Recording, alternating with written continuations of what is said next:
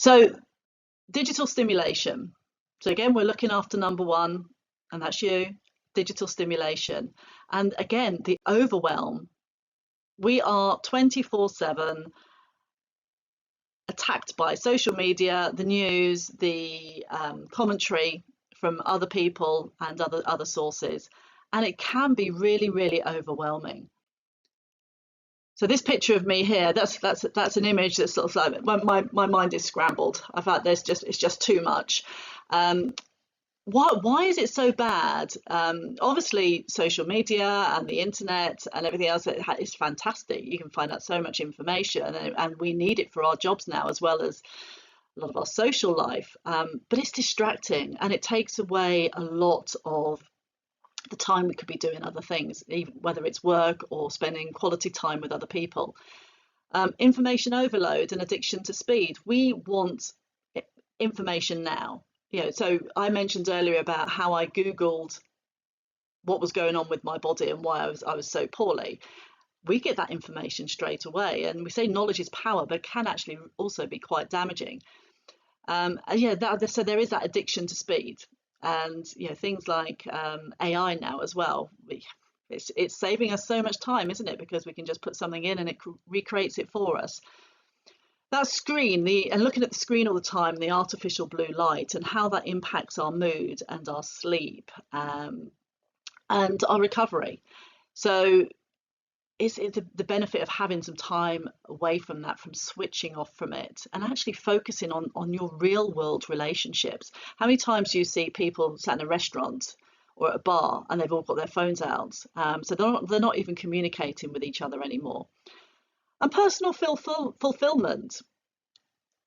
So it's great having access to this information, but actually, what's it doing to us when we're looking how other people are living their lives and comparing ourselves with them and their holidays and their family and their work and how much money they earn and their achievements? And it is really the thief of all joy.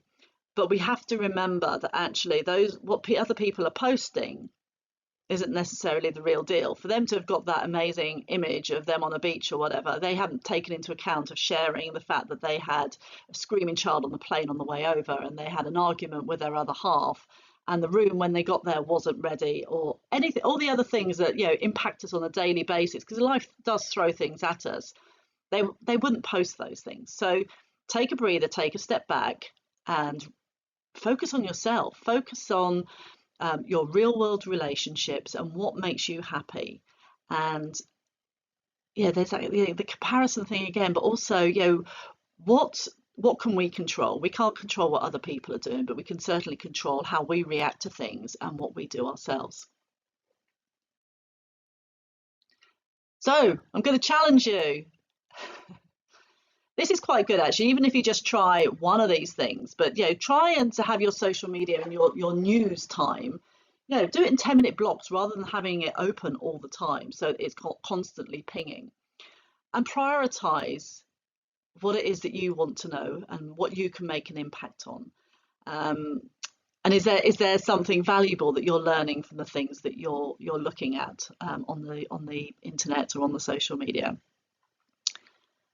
Make time for family gatherings without the phones, without the iPads, and actually do something else. Have conversations. I know, but also focus on having some time to yourself without the digital stimulation. So 30 minutes to 60 minutes. It could be going for a walk. It could be doing some meditation. It could be just switching off and removing the tech from your lives. Personally, I love walking my dog and going to the woods. I know people will listen to podcasts or music while they're out walking, but I just love listening to the sounds of nature and being grateful for it, being grateful for being able to get out there and actually enjoy time walking, being in fresh air, being with my dog, seeing how much fun she's having.